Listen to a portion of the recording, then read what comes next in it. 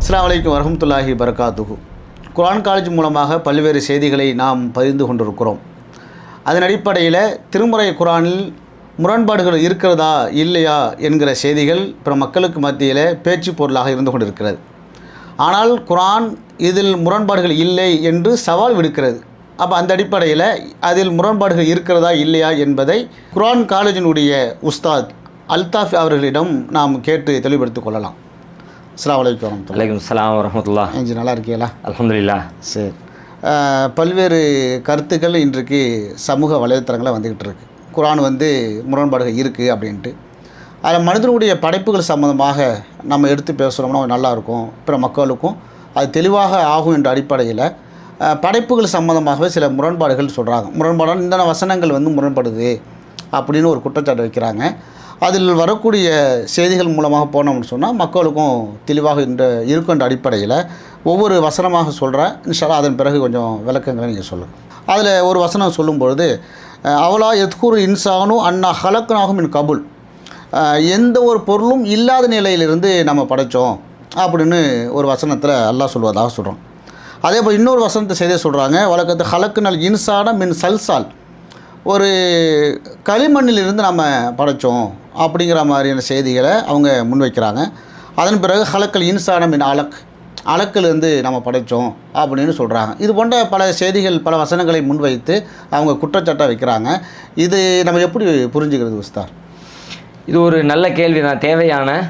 ஏன்னா இறைவனை மறுக்க நினைக்கிறவங்க, இறைவனால் மனிதன் படைக்கப்படலை, மனிதன் என்பது ஒரு தான் தோன்றி இயல்பாக ஒன்று ஒன்றும் பரிணாமம் அடைஞ்சு வந்தது அப்படின்னு சொல்லக்கூடியவங்க இறைவனின் படைப்பு திட்டத்தை மறுக்கிறாங்க. சரி, அதுக்கு இந்த மாதிரியான விஷயங்களை ஒரு ஆதாரமாக காட்டுறாங்க. எப்படி காட்டுறாங்கன்னா, குர்ஆனில் படைப்பு சம்மந்தமாக சொல்லப்படுற செய்திகளில் முரண்பாடு இருக்குது. எப்படி ஒரு வசனம் மண்ணிலிருந்து படைச்சதாக சொல்லுது, ஒரு வசனம் இந்திரிய துளியிலிருந்து படைச்சதாக சொல்லுது, ஒரு வசனம் நீரிலிருந்து படைச்சதாக சொல்லுது, ஒரு வசனம் அலக்கிலிருந்து படைச்சதாக சொல்லுது. இப்படி பல்வேறு வகை. அதில் எதுதான் உண்மை? இது உண்மையா, அது உண்மையா, அது உண்மையா? அதனால் இப்படி முரண்பாடாக பேசுகிறதுனால இது எல்லாமே பொய் என்று இப்படி ஒரு வாதத்தை முன்வைக்கிறாங்க. ஆனால் நல்ல ஆழமாக சிந்திக்கிற, நேர்மையான கண்கொண்டு பார்க்குற யார் பார்த்தாலும் இதில் எந்த முரண்பாடும் இல்லைங்கிறது புரியும்.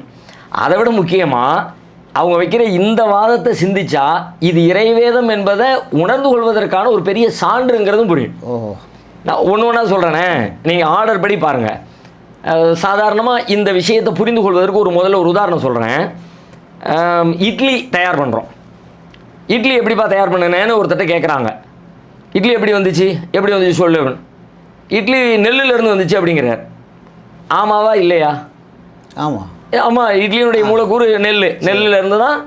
அதுக்கப்புறம் இன்னொரு தடவை பேசும்போது சொல்கிறாரு, இட்லி எதுலேருந்து வந்துச்சா? இட்லி அரிசியிலேருந்து வந்துச்சு அப்படிங்கிறார். இன்னொரு தடவை பேசும்போது சொல்கிறாரு, இட்லி உளுந்துலேருந்து வந்துச்சுங்கிறார். மற்றொரு தடவை சொல்லும்போது உளுந்தும் அரிசியும் சேர்ந்து வந்துச்சுங்கிறார். இன்னொரு தடவை மாவுலங்கிறாரு, இன்னொரு தடவை இட்லி கொப்பரையில் வச்சுங்கிறாரு, இன்னொரு தடவை எங்கள் அம்மாவுடைய உழைப்புலங்கிறாரு. இப்போ இத்தனை சொல்லிட்டார்ல. இப்போ இது முரண்பாடுன்னு யாராவது சொல்லுவோமா? இதில் ஏதாவது பிழை இருக்குதான்னா அறிவு கண் கொண்டு பார்த்தோம்னா எந்த பிழையுமே இல்லை. ஏன்னா நெல்லிலிருந்து வந்தது உண்மை, அதனுடைய மூலக்கூறு அதுதான். அதில் அரிசியும் உளுந்தும் இருக்குது. மாவு ரெடியாச்சா? ஆமாம், மாவும் தான்.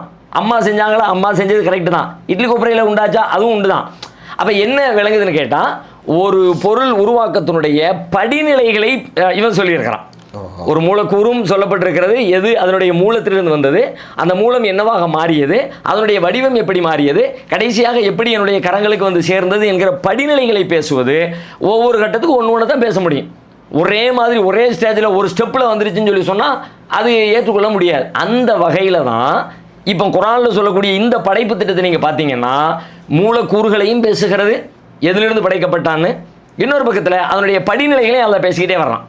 இந்த வேறுபாடை புரியாத காரணத்தினால, அல்லது புரிஞ்சும் புரியக்கூடாது, மக்கள்கிட்ட அப்படி தப்பாக சொல்லணுங்கிற நோக்கத்தில் செய்யக்கூடியவங்க தான் இதை முரண்பாடு மாதிரி காட்ட முடியும். இப்போ நீங்கள் சொன்ன இந்த விஷயங்களையே ஒன்று ஒன்றா எடுங்களேன். ஒன்றுலேயும் இருக்கக்கூடிய உண்மைகளை நீங்கள் பாருங்கள். முதல்ல அல்லாஹ் மனிதனை ஹுவல்லதி ஹலகக்கும் மின் துராப், உங்களை நாம் மண்ணிலிருந்து படைத்தோம் அப்படின்னு அல்லாஹ் சொல்கிறான். மண்ணிலிருந்து படைத்தோம் அப்படிங்கிறது உண்மையா பொய்யா? 100% உண்மை. அவங்க சொல்கிற மாதிரி குரங்குலேருந்து வந்தான், அதெல்லாம் சயின்ஸ் இல்லை, அதெல்லாம் வெறும் யூகம், கற்பனை. இது அது ஆச்சு அது ஆச்சு அப்படின்றது அது ஆத்தென்டிக்காக 100% நிரூபிக்கப்பட்டதில்லை. அது கற்பனையிலும் யூகத்திலும் சொல்லப்பட்டது. மண்ணிலிருந்து படைத்தான் அப்படின்னு இறைவன் சொல்லக்கூடிய கூற்று 100% உண்மைன்றதுக்கு இன்றைய நவீன அறிவியல் அதை தெளிவுபடுத்துகிறது. ஏன்னா மனிதன் ஆய்வு செய்கிறாங்க, மனிதனுடைய உடலுக்குள்ளே என்னெல்லாம் இருக்குது அப்படின்லாம் செக் பண்ணி பார்க்கும் பொழுது மனிதனுடைய உடம்புக்குள்ளே ஏராளமான தனிமங்கள் இருக்கிறது. அந்த தனிமங்கள் மண்ணுக்குள்ளே என்ன இருக்கோ அதுவாகவே இருக்கிறது. இப்போ மண்ணுக்குள்ளே சோடியம் இருக்கிறதுங்கிறாங்க, பொட்டாசியம் இருக்குங்கிறாங்க, இரும்பு இருக்குங்கிறாங்க, துத்தநாதம் இருக்குங்கிறாங்க, சோடியம் இது மாதிரி பல பொருட்கள் இருக்குது, தங்கம் இருக்குங்கிறாங்க, தகரம் இருக்குங்கிறாங்க, பல்வேறு வகையான தனிமங்கள் உள்ளே இருக்குல்ல. இந்த எல்லா தனிமமும் மனுஷனுக்குள்ளே இருக்குது. எங்கேருந்து வந்துச்சு? அப்போ மண்ணிலிருந்து தான் மனிதன் வந்திருக்கிறான். இன்னைக்கு மண் மேலோட்டமாக பார்த்தா ஒரு மண்பானை மண்ணிலிருந்து வந்துச்சுன்னா டக்குன்னு நம்பிடலாம், ஏன்னா மண்ணாவே இருக்குது. இப்போ மனுஷ உடம்ப பார்த்தா மண்ணாவே இல்லையே. மூக்கு வேறு மாதிரில இருக்குது, சதையில் இருக்குது, கண் வேறு மாதிரில இருக்குது, முடி வேறு மாதிரில இருக்குது. மண்ணுடைய நேரடி மெட்டீரியல் இல்லை, அதனால் இல்லையோன்னு சில பேர் சந்தேகப்படலாம். ஆனால் அறிவியல் பூர்வமாக அதை லேபில் கொடுத்து டெஸ்ட் பண்ணும் பொழுது இது எல்லாம் எப்படி உண்டாயிருக்குது, கண், காது, மூக்கு, இதயம், கிட்னி எல்லாமே ஒன்றையும் பிரித்து மேஞ்சோம்னா உள்ளுக்குள்ளே அது மண்ணு தான் வேறு வகையில் இப்படி டெவலப் ஆகிருக்கிறது என்பதை இந்த தனிமங்கள் அதில் இருக்கக்கூடிய உட்கூறு பொருட்கள் நமக்கு சொல்லுது ஒரு செய்தி. இன்னொன்று பாருங்கள், ரொம்ப சாதாரணமாக நீங்கள் அறிவியலே இல்லாட்டியும் கூட ரொம்ப சாதாரணமாக புரிஞ்சுக்கிற இன்னொரு விஷயம், இந்த இறந்து போன மனிதர்களை கொண்டு போய் பூமியில் வைக்கிறோம். ஒரு 6 மாதம் 1 வருஷம் கழித்து தோண்டி பார்த்தா அங்கே என்ன இருக்கா? இல்லையே. எங்கே போனார் அவர்? அது மண்ணோட மண்ணாக போயிட்டு மண்ணோட மண்ணாயிடுச்சு. அப்போ மண்ணோடு மண்ணாதல் என்றால் என்னன்னு கேட்டால், மண் என்பது இரும்பாக, தங்கமாக, துத்தநாகமாக, சோடியமாக, பாஸ்பரஸாக இருக்கிறதுல இந்த உடம்பும் அதுவாக இருக்கிறதுல இந்த உடம்புல இருக்கிற சோடியத்தோட, இரும்போட, தங்கத்தோட, தகரத்தோட அப்படி ஆயிடுச்சு. அதனால தான் இல்லாமல் போயிடுச்சு. இப்போ ஆவி ஆகி போயிடுச்சுன்னு சொல்ல முடியாது, எதுவும் தின்னு போய் சக்கையாகிடுச்சுன்னு சொல்ல முடியாது. மண்ணுக்குள்ளே புதைச்சி வச்சது எங்கே போச்சுன்னா மீண்டும் மண்ணாகவே ஆனது. மண்ணின் சத்தாகவே மனிதன் இருக்கிறான், அது மாறி போச்சு. இப்போ இந்த செய்தி இன்றைக்கி சொல்லப்பட்டதில்லை. இன்றைக்கி சொல்லப்பட்டிருந்தா இது இந்த நவீன அறிவியல் உலகம் கண்டுபிடிக்க விஷயங்களை வச்சு அவர் சொல்லிட்டாருன்னு சொல்லலாம். ஆனால் இது சொல்லப்பட்டது வருஷம் 15 நூற்றாண்டு ஆயிடுச்சு. அப்போ இது இறைவேதம் என்பதை இது உறுதிப்படுத்துகிறது. எதை அவங்க முரண்பாட்டுக்கு ஆதாரமாக கொண்டு வந்தாங்களோ அதுதான் சத்தியம் என்பதற்கான ஆதாரத்தை அதிலிருந்து நம்ம விளங்கிக்கிறோம். ஒன்று அது அடுத்து பாருங்கள், மண்ணிலிருந்து படைத்தான்னு சொல்லிட்டானா, முதல் மனிதர் அல்லாஹ் மண்ணிலிருந்து தான் படைத்தான், நேரடியாகவே மண்ணிலிருந்து அவர் உருவாக்கப்படுகிறார். அடுத்த ஸ்டெப்புக்கு நீங்கள் போனீங்கன்னா, மண்ணிலிருந்து படைத்தோம்னு சொல்லிட்டு நீரிலிருந்து படைத்தோம். ஹுவல்லதி ஹலக மினல் மாஇ பஷரன், அவன்தான் மனிதனை நீரிலிருந்து படைத்தான். அப்போ அங்கே மண் இங்கே நீர் ஒன்றும் பிரச்சனை இல்லை. ஒரு இடத்துல அரிசின்னு ஒரு இடத்துல உளுந்துன்னு சொன்ன மாதிரி தான். மண்ணும் மனிதனுடைய மூலம்தான், நீரும் மனிதனுடைய மூலம்தான். இந்த ரெண்டும் சேர்ந்துருக்கு. அதில் ஒரு இடத்துல மண்ணை தனியாக சொல்லிட்டான், இன்னொரு இடத்துல தண்ணியை தனியாக சொல்லிட்டான். அதனால் இது ரெண்டும் முரண்பாடு நீங்கள் விளங்க தேவையில்லை. இந்த ரெண்டும் இணைந்து இருக்கிறது. அதுக்கு என்ன, அதுக்கும் அறிவியலே, நவீன அறிவியலே சான்று சொல்லுது. மனுஷ உடம்புக்குள்ளே என்னப்பா இருக்குன்னு கேட்டால் 60% 70% தண்ணி தான் இருக்குங்கிறான். தண்ணி இல்லாமல் மனித உடல் இயங்காது. எல்லாத்துக்கும் தண்ணி தான். ரத்தம் என்பது தண்ணி தான். உள்ளுக்குள்ள இருக்கிற செல்கள், மனித செல்கள் இயங்குவது தண்ணீர்னால தான். டிஎன்ஏ என்று நாம் சொல்லக்கூடிய மரபணுக்கள் தண்ணீர், எல்லாமே தண்ணி தான். நீர் இல்லாமல் மனித இயக்கமே இல்லை. அவ்வளோதான், ஒன்றும் இல்லாமல் போயிடும். நீர் காஞ்சி போச்சு, இல்லாமல் போயிடுச்சு அப்படின்னா மனிதன் உசுரோடு இருக்க முடியாது, செத்த சமமாக பிணமாக மாறி போய்விடுவான். அப்போ அதுவும் சொல்கிறது நீர் இருக்கிறது, மண்ணும் இருக்கிறது, நீரும் இருக்கிறது. குரான் ஒரு இடத்தில் மண்ணுங்கிறது, ஒரு இடத்தில் நீர் என்கிறது. ரெண்டுமே மனிதனுடைய மூலக்கூறு தான்ங்கிறது புரியுது. ரெண்டாவது. மூணாவது பாருங்கள், அல்லாஹ் சொல்கிறான் மனிதனை ஹுவல்லதி ஹலகக்கும் மின் தீனின், உங்களை அவன் தீன் களிமண்ணிலிருந்து படைத்தான். அப்போ அங்கே மண்ணு நீ, எங்கே தண்ணி நீ, இது என்னப்பா களிமண் புதுசாக இருக்குது? இது அதனுடைய அடுத்த ஸ்டேஜ். மண்ணும் தண்ணியும் கலந்தா என்னவாகும்னு கேட்டால் ஒரு களிமண்ணை போல் ஒரு லெவலுக்கு வந்துடும்ல. ஒரு பொருளை தயார் பண்ணுறதுக்கு மண்பாண்டம் செய்கிறாங்க. மண்பாண்டம் செய்கிறவங்க மண்ணையும் யூஸ் பண்ணுறாங்க, தண்ணியும் யூஸ் பண்ணுறாங்க. ரெண்டும் யூஸ் பண்ண உடனே அது தயார் பண்ணுவதற்கு தகுதியான ஒரு கொழகொழப்பான ஒரு ஒரு ஒரு ஈர களிமண்ணாக மாறுது இல்லை, அந்த ஸ்டேஜ் அது பேசுகிறது. இது மூலக்கூறு இல்லை, இது அதுக்கு அடுத்து வரக்கூடிய ஸ்டேஜை பற்றி பேசு. இதுக்கு பின்னாடி நிறைய ஸ்டேஜுகளை பேசுது. மனிதனாக உருப்பெறுகிற இடைவெளியில் ஸ்டெப் பை ஸ்டெப்பாக நிறைய பேசுகிறது. அடுத்த அல்லாஹ் சொல்கிறான் மின் தீனில் லாசிபு, பிசுபிசுப்பான மண்ணிலிருந்து படைத்தோம். அது என்ன, இந்த களிமண்ணை தொட்டு பார்த்தா பிசுபிசுப்பாக இருக்க போகுது. களிமண்ணை தொட்டு பார்த்தா அதனுடைய ஒரு ஸ்டேஜ். அந்த களிமண்லேயே கருப்பு களிமண் அப்படிங்கிற மாதிரி வார்த்தைகளை பயன்படுத்த ஹமையும் மஸ்னூன் அப்படிங்கிறான். அந்த மெட்டீரியலுடைய பண்பை அது ஒரு பண்பை பேசுது.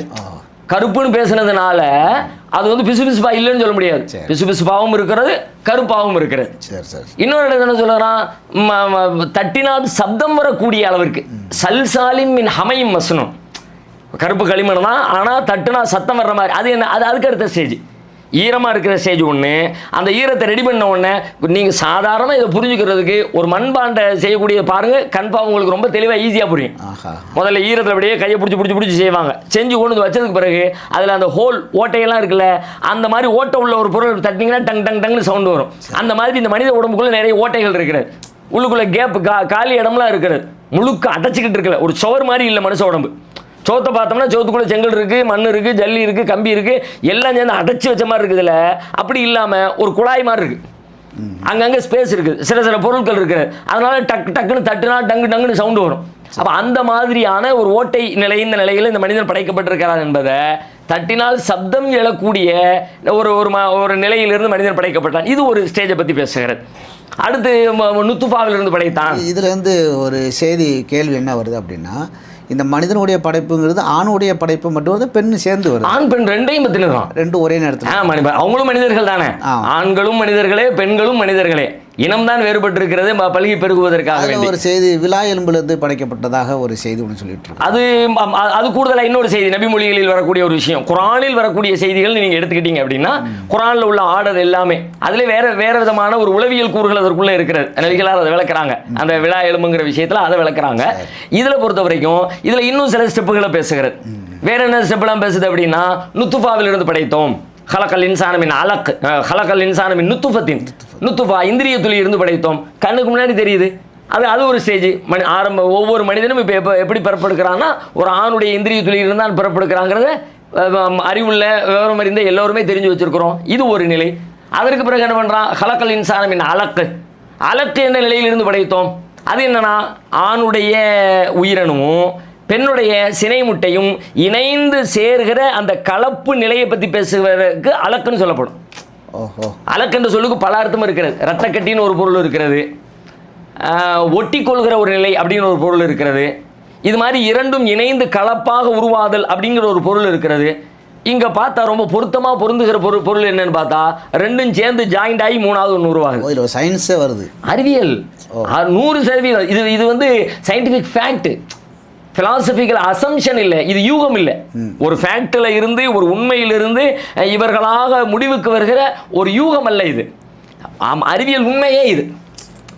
ஏன்னா இந்த வேறுபாடு தெரியாமல் பல பேர் குழம்பிக்கிட்டு இருக்கிறாங்க. அறிவியல் உண்மைனா என்ன, அறிவியல் உண்மையிலிருந்து இவர்களாக எடுக்கிற ஒரு முடிவு என்ன, யூகத்தின் பார்ப்பட்ட முடிவு என்ன. இது யூகத்தின் பார்ப்பட்ட முடிவு இல்லை, இதுதான் சயின்ஸே, இதுதான் அறிவியல். அறிவியல் உண்மை அது.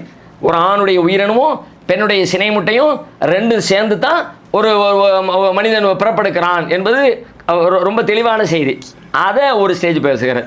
அடுத்து அந்த ஸ்டேஜ் விவரிச்சு அது எப்படி இருக்குது, அது எப்படி சதையாக மாறுது, அது எப்படி எலும்பாக மாறுது, இப்படியே ஒவ்வொரு ஸ்டேஜாக பேசிகிட்டு இருக்கிறான். அதனால் குரான் சொல்லக்கூடிய இந்த மனித குலத்தினுடைய படைப்பு திட்டம் குறித்த மண்ணிலிருந்து படைத்தல், நீரிலிருந்து படைத்தல், களிமண்ணிலிருந்து படைத்தல், பிசுபிசுப்பான களிமண்ணிலிருந்து படைத்தல், காய்ந்த உலர்ந்த சப்தம் வரக்கூடியதிலிருந்து படைத்தல், நுத்துஃபாவிலிருந்து படைத்தல், அலக்கிலிருந்து படைத்தல், எல்லாமே ஒரு மூலத்திற்கு பிறகு மனிதனாக பிறப்பெடுப்பதற்கு உண்டான பல்வேறு ஸ்டேஜ்களை, பல்வேறு நிலைகளை பேசுகிறது. அதனால் இது ரொம்ப அற்புதமாக இறைவேதம் என்பதை நிரூபிக்கிற, பிழைகளுக்கு அப்பாற்பட்ட துல்லியமான தகவல் என்பதை நம்ம புரிஞ்சுக்கலாம். அதுலேருந்து இன்னொரு கேள்வி என்ன அப்படின்னா, இப்போ புதைச்ச பிறகு வந்து மண்ணோடு மண்ணாக போயிடுறான் அப்படிங்கிற மாதிரி செய்தியை சொன்னீங்க. அதில் கூடுதலாக வந்து இப்போ நிறைய பேர் எரிக்கிறாங்க இல்லையா? இப்போ எரிச்ச பிறகு அதை எப்படி நம்ம விளங்குறது? எரிச்சாலுமே அதே மாதிரி தான்.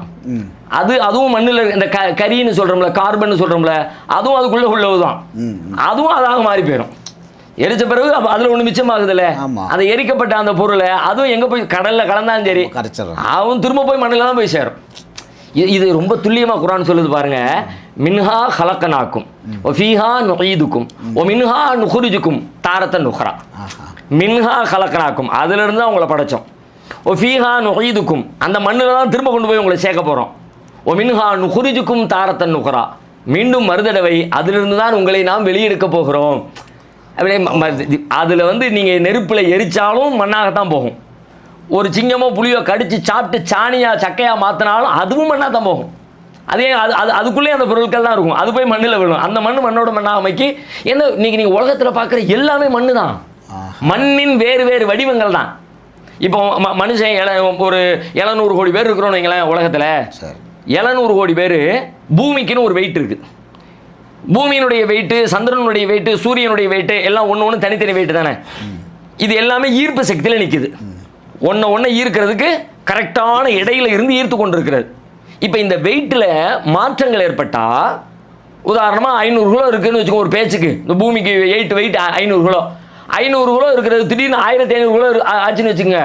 இந்த இழுத்துக்கிட்டு இருக்க ஈர்ப்பு டம்முன்னு கீழே விழுந்துடும். ஆமாம். இப்போ நாம் 700 கோடி பேர் இந்த இந்த நூற்றாண்டில் உருவாகிருக்கிறோம்ல, வெயிட் கூட்டிடுச்சுல, டம்முன்னு நம்மளை விழுந்துருக்கா? இல்லையே. என்ன காரணம் அப்படின்னு பார்த்தா, இந்த மண்ணு தான், இந்த மண் உருண்டை தான், இந்த பூமி தான்.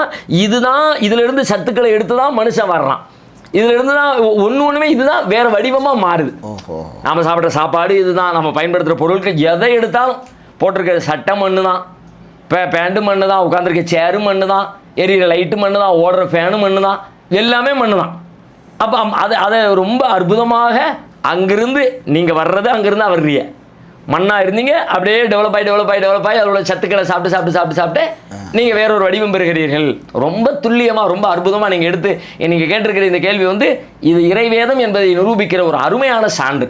நம்ம நீங்கள் சொல்கிறது பார்க்கும்போது கொஞ்சம் கொஞ்சம் படிச்சுட்டு தான் அதுலேருந்து கேள்விகள் எழுப்புறாங்க. ஆனால் அது சம்மந்தமாக முழுமையாக படித்தாங்கன்னா நமக்கு அது தெளிவு கட்டுரும். கண்டிப்பாக 100% சொல்ல செய்திகள் அந்த அளவு இருந்துச்சு. அல்ஹம்துலில்லாஹ் சிறப்பாக இருந்துச்சு. மற்றொரு கேள்வி மூலமாக இன்ஷா அல்லாஹ் உங்களை சந்திப்போம். அஸ்ஸலாமு அலைக்கும் வரஹ்மத்துல்லாஹ்.